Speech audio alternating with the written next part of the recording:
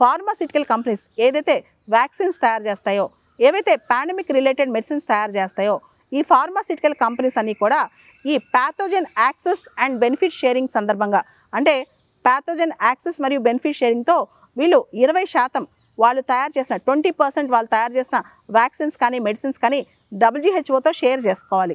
ఇది మొదటి రూల్ అనమాట. రెండోది ఏంటంటే దేశాలు వరల్డ్ హెల్త్ ఆర్గనైజేషన్స్కి ప్రపంచ దేశాలు కంట్రిబ్యూట్ చేసే డబ్బులు ఫండింగ్ ఏదైతే ఉందో అది ఎన్హాన్స్ చేయటం అనమాట. వీటన్నిటితో పాటు పాండమిక్ రిలేటెడ్ హెల్త్ ప్రోడక్ట్స్ ఏవైతే ఉన్నాయో అవి అందరికీ అందుబాటులో ఉండేలా చేయాలన్నమాట.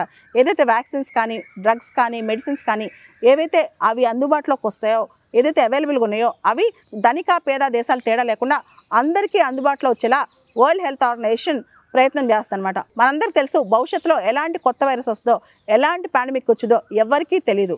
అయితే ఈ పాండమిక్స్ కొత్త వైరసెస్ వచ్చినప్పుడు ఎలా ఎదుర్కోవాలి, మనం ఎలా సన్నద్ధం అవ్వాలి అనే దాని మీద వరల్డ్ హెల్త్ ఆర్గనైజేషన్ ఎక్సర్సైజ్ చేస్తుందన్నమాట.